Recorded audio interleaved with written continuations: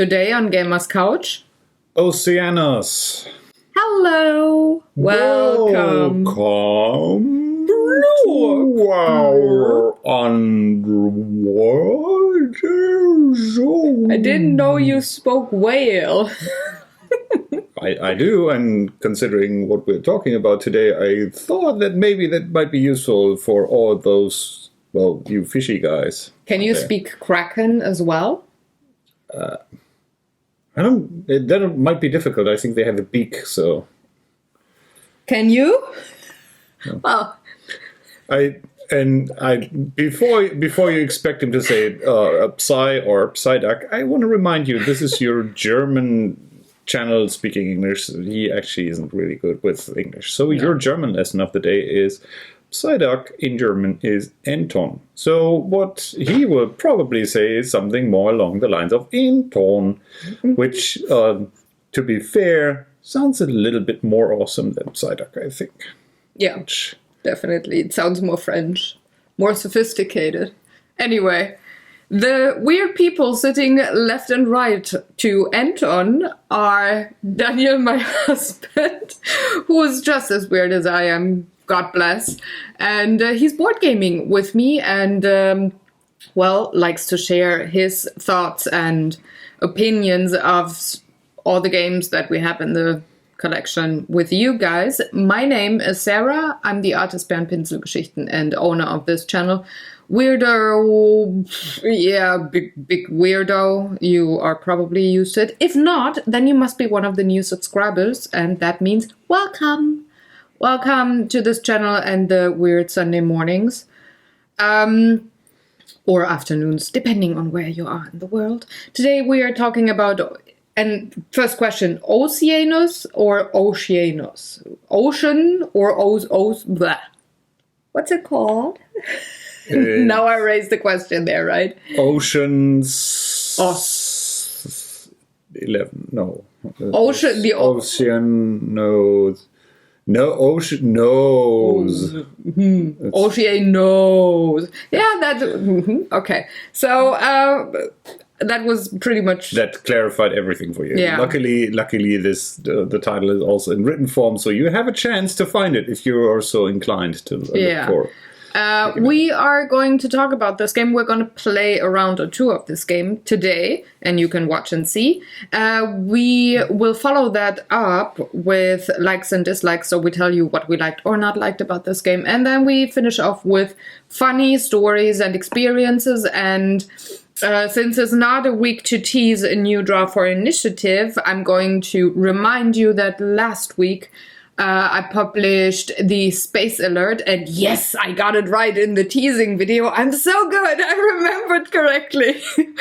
So Tina and I did paint scenes of Space Alert, so if you want to hop on over and you're interested, go there. Link is somewhere on the screen, in the iCard, probably there, where it's always at.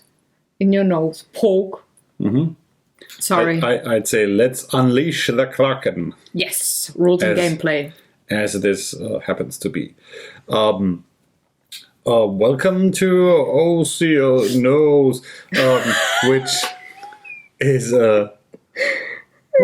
We should just name it one way. It's another title from Antoine Bozard, which at least one person at the table is super excited about. Not him. It is a game for 2 to 5 players, although we are going to show you today the 3-player version. That's why we brought in the duck to he begged us. Well, kind of jump in as a dread pirate captain, because the 2-player version is a variant version, so we're just gonna go with 3-player version.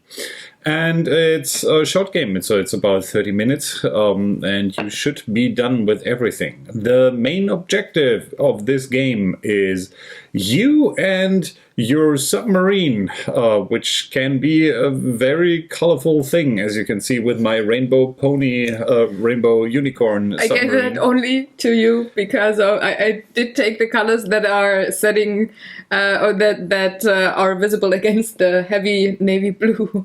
So that's why I took the blue one. The purple one was even less visible. The yellow and pink were, and the green one was gray. So I'm sorry, I had to give you the unicorn. So you have your own private submarine, and you will go hunting for fish and treasure in the ocean. You will scour 3 ocean depths for stuff, meaning you will be playing for 3 rounds, and each round consists of picking 5 of these cards and actually building the ocean layer that you're exploring. On your way, you have the chance to, spend some extra fuel to do a little bit of more exploring than necessary. You have a diver that will help you pick up treasures, but that is actually a little bit simpler to explain while we play this. At the end of each of these 3 rounds, there's a scoring phase happening, which is on this reference block here, and after the third one, or the third one has a little bit more specific scoring phase there, he who has the most points wins. Me? Not quite. So, one other thing, sorry, just saying before we start, this one was a promo, so if you're going to buy the... Sure. Yes, it was a promo. Were there 6 in there? There's green and purple is in the box, so... Yeah, but it's a 5 orange. So red is also in the box. This was the promo. This was extra. Okay. Just saying, if you want to buy it for the unicorn, you gotta get the promo somewhere. I thought that these little stand-up guys they were in the box. Part of that. See, I'm doing. I was the one unpacking, so how could you know? Anyway. Now you can. Sorry. You start the game with picking a captain. And the captain will shuffle... Which I already did cards. When I set up. And then the captain will hand out cards to each of the other captains. How many, you ask? Well, that is actually determined by your submarine. We start out with one of these... Periscopes, yes. I'm sorry. I was entirely blanking on the name. No problem, you got me. And I was about to say Guckloch, and that's not... That's not even the German word for it. That's not good.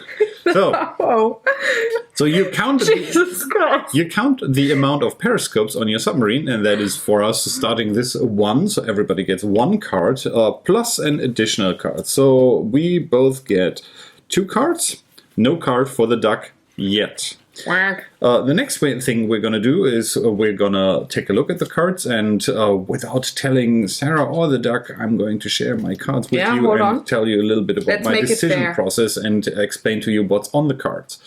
So I hope let's do it this way. So these are my 2 cards. As you can see, they have different things on them. They can have either a creature of the sea, in this case it's a little crab, or a crystal down here, or some of these corals up here. I'm trying to hold this into the camera, or even this upgrade station down here. That also already determines what card I'm going to pick. The way you score points in this game is by collecting different types of fish. So you want to end up, after your 5 turns of picking cards, you want to end up with a lot of different types of fish that you can then score. However, this is kind of capped by your submarine. Let's take a look at our submarine.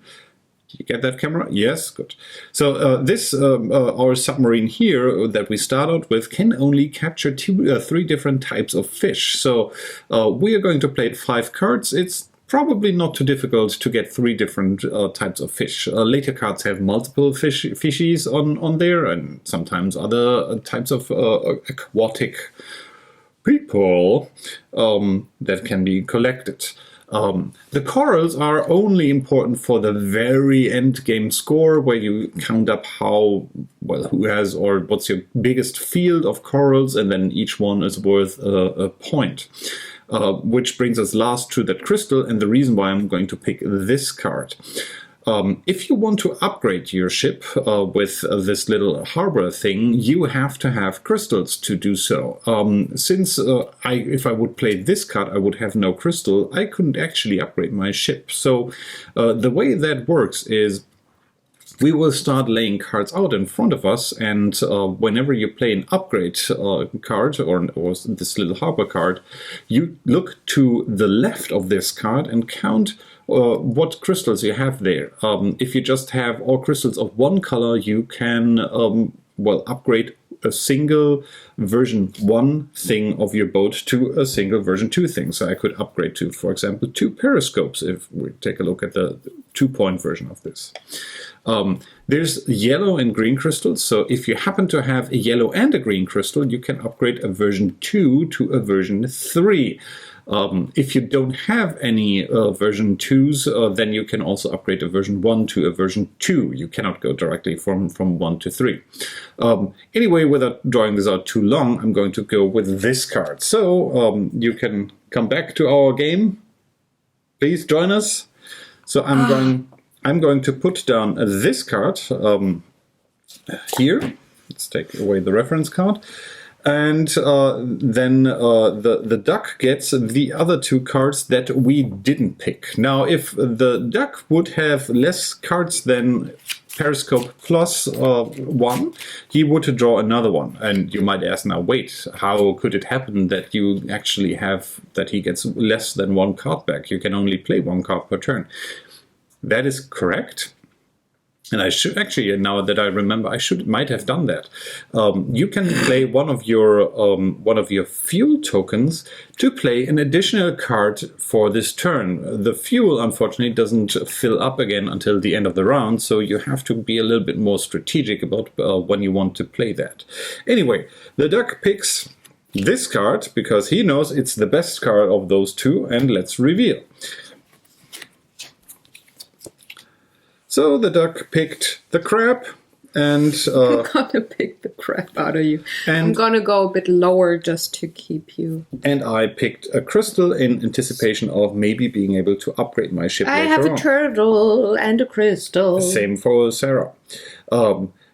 Now we just go in clockwise order. So I'm the captain for this turn. So 2 cards for the duck, 2 cards for Sarah, no cards for me. I will wait in great anticipation for them to pick a card. The duck is very decisive and actually chooses to play both cards.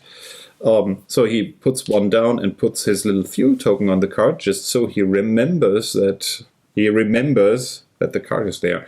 Now I only get 1 card, and as I said prior, you get at least as many cards as you have your Periscope plus 1, so I draw another card from the stack. Now I'm going to have a real good look at that card. Both are pretty unremarkable in certain aspects. Aww. However, I'm also going to play my fuel thing, and since I'm the last guy, well, let's do this properly. So I'm also playing both cards, and we reveal. I'm gonna put my diver on the treasure chest. Okay. So let's talk about the treasure chests and the diver. Ooh. Now, the duck also will play his diver on the treasure chest. Whenever you play a treasure chest card, you can spend your diver, and the diver will stay on this card. At the end of the game, that diver will retrieve all the treasures that are in his, what's it called? Column. Is it column? Column. Yeah, it's probably in the column. I always get those confused. That's why I have this kind of deep-seated hatred for the spreadsheet calculation programs. So how that works is you might have already guessed. To simulate our different phases, we will play the first game or the first round in this range until we have played well, five, but not necessarily 5 cards, but 5 rounds. times, 5 rounds. After that, we go to the level 2 stack, and that stack will be placed right under these cards. So what you want to do with the diver is to actually collect treasure chests under each other, because the diver will go down and grab all the chests along this column. And for each chest that's on there, you get to draw a little chest token from the bag, which is treasure token from the bag, which at the end of the game is worth the victory points that are on there, which is actually quite powerful. So you should be aware. However, there's a little bit of strategy involved there as well, because you can only place the divers on a card that have a chest on them, meaning if you skip this and say, I don't know if I actually will get a treasure chest in level 2 and maybe even in level 3, I don't want to place my diver on there yet, because it might be that there's another card or another setup I can do where I can spend my diver. Since you don't get your diver back until pretty much the end of the game, you wanted to put it there. I'm sorry. Until the end of the game, you really have only one shot at this where you want to throw the diver out. You can upgrade your boat, and we'll get to that immediately. And the duck probably might want to do that. So, just to recap, fuel will be refueled at the end of the turn, so once we are done with this row and go on to phase 2. However, divers will not be. So, the next thing that happens, I have 2 types of crystals, which in and of themselves doesn't help me right now, but I also have 2 types of fishies here. The duck as well, and you as well. Mm-hmm. However, the duck also has this upgrade icon here, and looking left from the card has at least 1 crystal. By the way, if there's another upgrade symbol like this one here, you would stop at this point. So if I play another upgrade card, I cannot spend or profit from this crystal. So what the duck will do is, since he already placed a diver on this card, he might want to get another diver. So he will replace the front of his submarine, which now gives him space for 2 divers. And since he already spent one, he will only get an additional one. But so now he has again a second diver that he can spend later on. You won't be able to upgrade your entire submarine over the course of the game, so what you actually want to kind of pay attention to is what stuff you want to prioritize. So just to recap, the periscopes determines how many cards you are drawing per turn. The front of the submarine determines how many divers you have, and you can spend them on the treasure chest as long as you actually are collecting cards with treasure chests. Then the center of the boat determines how many different fish you can collect in each of those 3 phases. As you can see, all 3 of us already have collected 2 different types of fish, which are 2 victory points each. So in this case, 4 victory points. Which means if the duck gets another different creature than those 2, he would be at the maximum 6 victory points. Unless he would upgrade this thing, and the next, iteration can collect up to 5 different fish to a total maximum of 10 points. And the version 3 one goes, I think, even 8, up to 8, which would be worth 16 points. Hold it. Yes, 8. Yes. Going back to the back of this, you can get also additional fuel tanks, up to 3, which obviously also recharge at the end of each phase. So the more fuel tanks you have, the more cards you can play. As you've seen, we only dealt out 2 cards, but we already have 3 here. With 3 additional fuel tanks, that means 3 additional cards for each phase where you have them. And last but not least, and we'll get to that in a hot minute, this last piece determines bonus victory points at the end of each phase. So essentially, what we just did, we just keep on repeating, and just to speed things up, I will just... No, I'm the captain. I was now just about to place cards there and call it an end of the turn. No. So, we just pretend to be playing... You screw up my ocean! Another... Hang on. couple of turns. Actually, it might make more sense to move them down so that you can see the difference there.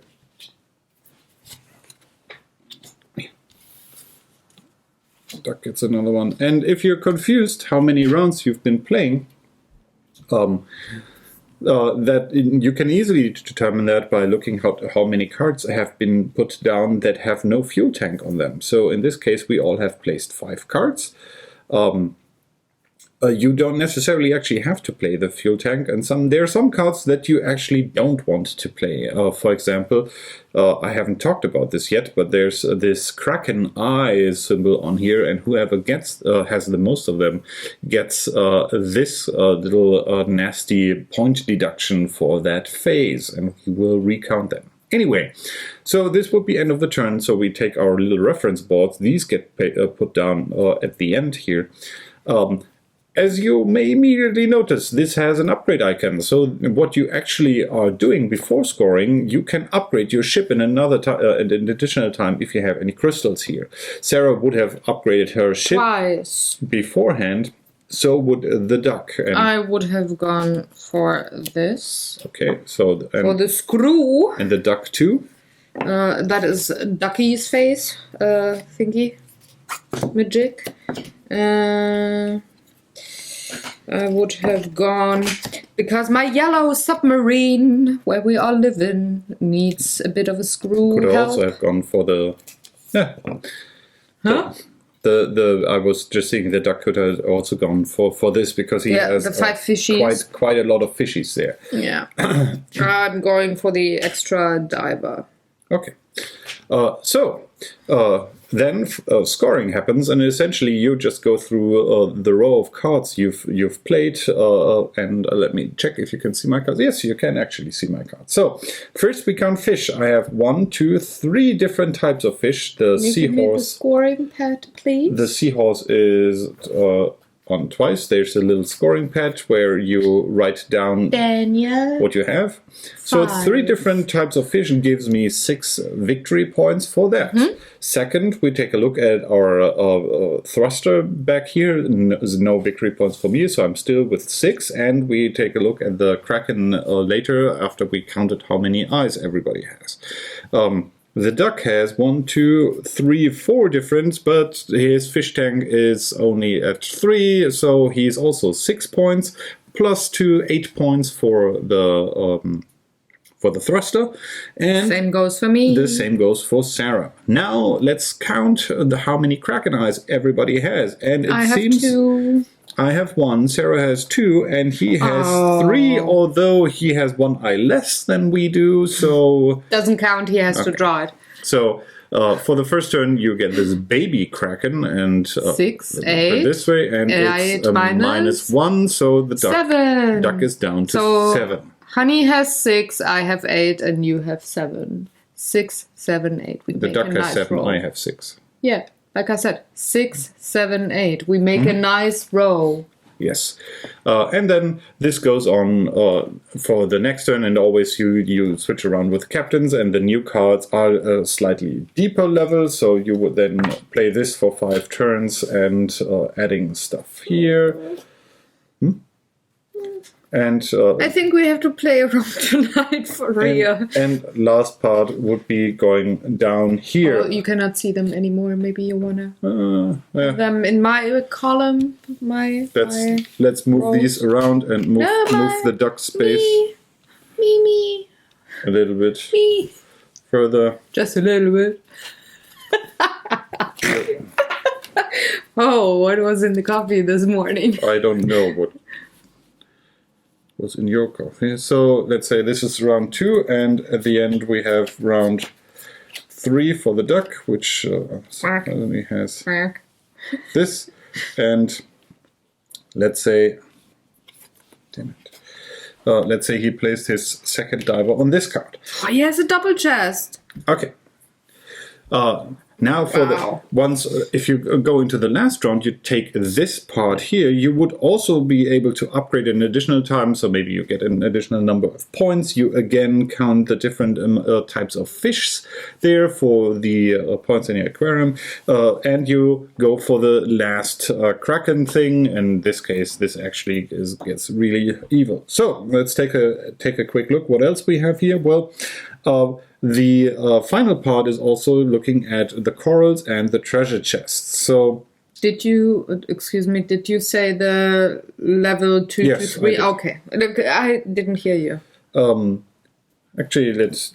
Otherwise, it's a little bit nonsensical the way he would have played the card. It looks a little bit random, so let's switch those. So what he's going to do now is pick the biggest amount of corals and then gets 1 victory point. So he has 2 here that are adjacent and only a single one over there. So obviously he's going to pick the 2, which would be worth 2 victory points. Some cards have multiple corals, so you can actually have a really big thing there. Although I would say this is more like a bonus point kind of thing. It probably won't really decide the end game. Then we take a look at each of the divers, and we have 1 here and 1 here. This one will go down and pick up this and this treasure chest. So the duck would take out 2 treasures from the bag without looking. He's not looking. And then for the other one. And another 2. So that would be an additional 11 victory points for the Dread Pirate Duck. After that, That has to be in screen. we tally our scores and decide that the duck might have won this time. Just And that's the game. who likes and dislikes, and let's hop into the next section and see what we liked or not liked. We're gonna retire Mr. Duck to the other animals here. He can play. Which you probably can't see because they're... No, it's there. No, the other animals, Oh. like these little standees that you can They're Put above up. the boat. put up for Yeah. Anyway, flavor stuff. While you talk to those people and tell them what you like and dislike, I will hold up random stuff from the board just to give you an idea what it looks okay. like. So this is a very sweet little game. It fits into the family games that style-wise and difficulty-wise that we're used to, knowing that it comes from Antoine Bozat. But I think this is age-wise scaled towards the younger kids instead of Tokaido, that is more on the upper scale, or the Rampage, that is maybe... Yeah, it's very, very... for 8 years and older. So. Yeah, it's very family-friendly. And I think it's geared towards the kiddos more. Or giddy adults like we are, maybe. That's the royal we. That might be too. It's very goofy. It looks very sweet and comic-y, cartoony. The boats are very, very cute. The artwork is gorgeous. Like with every yellow game, this is a yellow game, so I'm expecting a cutesy factor there. A minor dislike for the boats is that these puzzle pieces in the beginning are really, really difficult to put together and put apart. This one, this boat has been played at least 5 times and still parts stick together a bit. They're getting looser, of course, by the amount of usage there, but it's... In the beginning, when I punched them out, it was almost to the point that I feared ripping the print. Yeah, so that was a bit... These might not survive encounter with kids as well if they're a little bit more, let's say, forceful. This is thick cardboard, but you will probably rip the paper off this if you're not careful. And when I punched those pieces, I already had fear that I would, and it was really tricky at some time. That was just a minor thing. Would you have made the noses here of the puzzle pieces maybe a tiny bit bigger? Would have been a different story. But production-wise, actually, those didn't necessarily need to be puzzle pieces since they lay on the like floor, these puzzles. Like this, they could just lay next to each other, right? But that's minor, very, very minor. It doesn't take away from the play experience, but it's something. I mean, we bitch with other games, so of course I have to say something here as well. If something's not totally awesome, anyway, like I said, artwork is gorgeous. This is a very I would almost say this is the children's version, getting them used to drafting, to that mechanism. You could really use this game because being the captain, you could, teach them how drafting works and how you can work with that mechanism in games. And I really liked it. It's super, it's not really drafting with the captain thing. I don't know. But it's getting them to that gameplay mechanism. I wouldn't have any evidence, but you're not in court. Looking at this game and looking at games released prior to this very much reminds me of Treasure Hunter by Richard Garfield. Yeah, the one that you don't like. Which also has a drafting mechanic. This is less on the math because you don't have the who has the highest lowest card. So actually, I think this is for a even younger audience than Treasure Hunter. I think Treasure Hunter was 10 years, maybe? Yeah, I actually... I forgot. I don't remember. Look back, it's in the iCards. There's a link to the Treasure Hunter. Oh, and this is also... I think the theme of both Treasure Hunter and this is aimed at children. Yes, definitely. I would say so. And I would say it's less aggressive than Treasure Hunter because you're just building your own ocean and you're not taking away stuff from other people. Yes, you have this drafting phase where you pick the card you want to have and then the captain only gets the rubbish or the good card that you have to give away because you cannot take it because you already spent your fuel. The filthy rest. Yeah. But I have to say this still has some interesting choices to offer specifically with what you want to upgrade. And I do like that you kind of have to get a feel for the table. What cards are you getting from other players? Do you want to go collecting different types of fish, or do you want to go for the treasures, or and try to move your ship upgrades into that direction? Exactly. And if you're having a bad day and you're really only getting crap in your hand, like every time, you just can enjoy putting together a sweet ocean and you can at least do something. Mm-hmm. It's maybe not doing the best with the options or with what you could achieve doing. You can upgrade your periscope to have more options. That is also more crappy options, right? But still, it's not the point that if you're only drawing shit, then you cannot really play. You can still play. It might not be what you want to do. It might not be what you prefer, but it's always something, and I like that about this game. For some reason, this reminds me of a mobile game called Ridiculous Fishing, although this is nothing like that, but I like you building down into the depths or exploring the depths and then try to collect different types of fish to score for them. Yeah, I like the idea with the treasure chest. Did you like that from the beginning, or is it more like the corals for you? It's nice to have, but you're definitely not going to play for the treasure chest because I really like them. And this is going a little bit more into gameplay experience. In all the games we had, the treasure chest kind of defined who won the game. by virtue of Did usually. they in our first game? Yes, Yeah? there too. Okay, Because I in the did first not game remember. I collected the treasure chests. and I it's- collected them too, but I did not remember if that was the tipping point there. Oh, okay. But there's that is certainly something that is different depending on the amount of players you're playing with. So a 5-player game will certainly be a little bit more different because of the different cards you're getting. Yeah.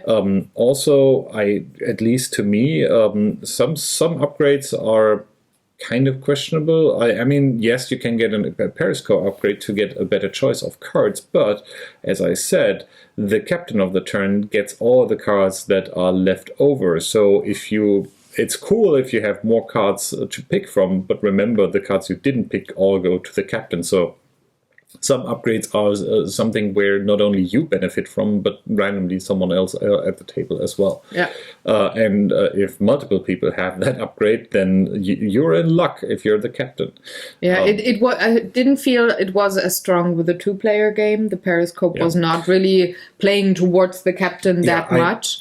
But in all the other plays, I thought that the captain benefited quite a bit from that upgrade. The 2-player game is a variant, so the game box says 2 to 5, although I like to caution you that is a variant because obviously you don't have a third person or an additional person that acts as the captain, so the distribution of the cards works a little bit different. It still has the same feel to it. Although I think with less players, these games always tend to be a little bit more tactical than they are otherwise, because you have a way better grasp on what the other person is collecting, trying to counteract that, or try to collect stuff that they're feeding you and go with that. Yeah, but that said, it's a rather simple game. I think this is, as Sarah said, great as a family game. And if you have a kid that is in love with movies like Finding Nemo and stuff, this might be a big hit. Just from or the Atlantis, thematic. or the Disneys, or the Pixars that are under the sea. Ariel, maybe. Well, the crab looked kind of like. What's his name? Sebastian? Yes, I think that's his name. Remember, I haven't seen I have the Little seen Mermaid Ariel, in a long time, but The Little Mermaid once, and just once. I know there was a fish that was yellow and blue, but I don't know the name. I would have to give the hipster answer, which would be, I saw the Young Mermaid when it came out. Are you that old? Yes, apparently. Okay. I didn't see it when it came out. It wasn't my first Disney movie either. But anyway. Disney movie? Yeah, well... I see. Sorry. I see what you did there. Anyway, no mermaids in this game that you cut the legs off, I was about to say, but yeah. Well, they're a mystery. Only few people are allowed to see them, and we're no sailors. We're not allowed to see them. Anyway, that is the wind. Sorry if the mic picked it up. But all in all, I liked it. It's not, by the way, you didn't ask, but just to share information nonetheless, it's not my favorite Antoine game. It's, I would say a good middle of the ranking of the games that I like. I think the good thing about this is also on the verge between filler game and dinner game and dinner game, getting drunk game, playing with mommy game. I mean the box says 30 minutes, which isn't. It's probably unlikely to hit 30 minutes if you're playing with full 5, but if you're playing with 30 minutes, I think is accurate. And if you're waiting for the other 2 of your group to arrive or something like that, a 3-player game for 30 minutes, this is perfectly feasible, and is just something that would, in our case, be part of the mix. Also, since you don't really have to deep think this is also fine for chatting while playing. Yeah, and I like it, well, with the parents. I like to play it with my mom, so it's either people that are maybe more the casual gamers, or a filler game, or getting tipsy kind of game for New Year's Eve, things like that. And a bottle of rum. Right. It has a spot. What? You're not the bottle of rum, Anton. Or more a keg of rum in this case. Yeah, but it has definitely a spot in our collection where it's not only in the collection because it's a Beaux-Arts game. But it's a game that does hit the table more. Even the most strategic heavy gamers can find. Do you have any funny experiences? Shall we rate first? Shall we rate first before I tell them all about the fun that you had? 1, 2, 3. It's a Beaux-Arts. Yeah, I'm just. It's like it's a little bit too simplistic sometimes for me, but I still like drafting games, so that kind of holds that. It's not that you asked to play this game, but you happily play this game when I'm asking. So I'm asking. I like to play a round with you, either directly after filming or tonight. You can choose just one round. A real round without the Dougie being the captain and destroying my game. He did a great job. You can see he collected a lot of treasure. Anyway, funny stories, experiences. The treasure. Let me tell you. We played it first, just the two of us, because this is, if you don't know us and haven't seen lots and lots of these podcasts here, we like to test games before we bring them to either our gaming group or play them with the parents. And we've played around. It was super. We weren't far apart. It was like 1 or 2 points maybe that you won. And I didn't have the feeling that it was because of the treasure. But the treasure in the following game, which we played on game night with my mom, was quite different. I did collect. I have to get the book actually. I just know that I had unheard of 57 points in the end, and 23 were from treasures. But I don't know how many treasures I had. But it was lots. It's something like 6, 7, or 8 treasures that she. I think it was 8. It was an even number. Anyway, it was unheard of. A lot. And it's not that everybody just gave me the treasure and said, here you are, take this card, or anything, but I drew super lucky, or you didn't have any fuel anymore to deny me that card and play it yourself. And the both of them did, so Daniel and my mom. She was not as grumpy as this one was here. I'm never grumpy. No. But someone at the table said, How long can I talk about that now? 50 million points ahead of you. And, we were driving home and I was like, how mad are you at me that I won? Well, I won both the games that night. That I won both of the games. And that I did 57 points. And he was like, not mad. Clearly just, shut up, kid. I am annoyed. Oh, too bad. And then I said, okay, not to really piss you off, but just rub it in your face for a little while. I promised that I would not talk about it and rub it in his face the next day when we had the gaming group and they would ask, so how was game night with your mom? So I didn't annoy you the next day. I just said, there was a game. And then we played the game with the gaming group, and I don't know who won, was somebody else. It's like, I won with 57 points. It's so rare. It's like a sugar high or something for me.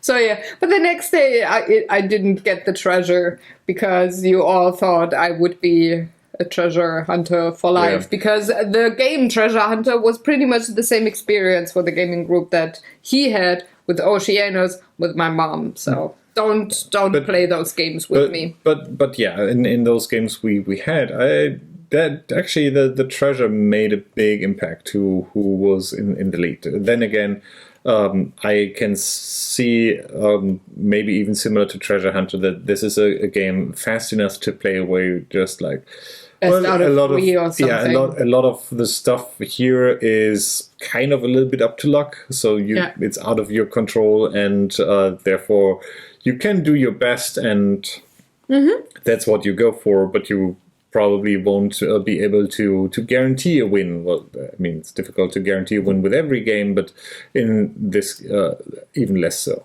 Yeah. But it was a lot of fun. I really liked playing this game because this seems to be a kind of game. It's the same with Treasure Hunter that everybody else says, "Oh God," and I say, "Yay! Please play with me." I'm not rubbish with it. Do you know what else can be liked? Me? This video. If you enjoyed our ramblings and want to see them again, come back next week when we talk about something you haven't heard of before.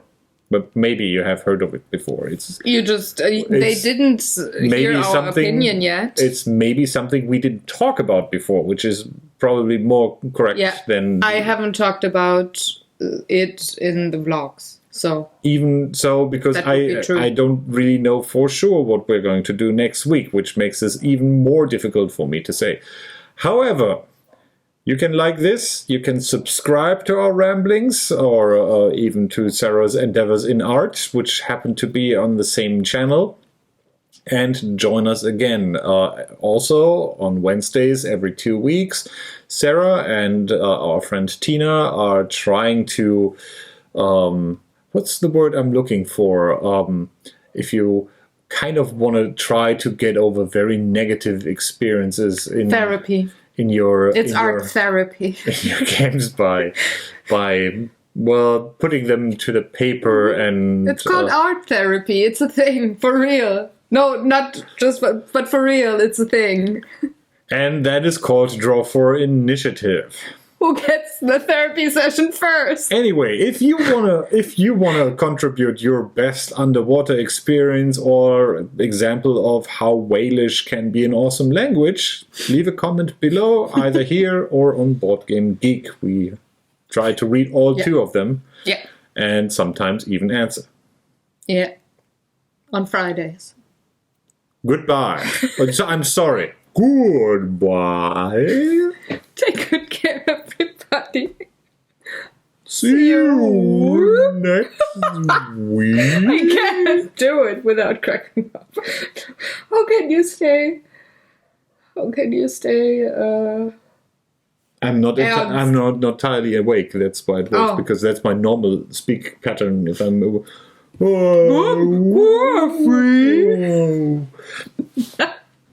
Bye, guys. Have a lovely weekend. Wow.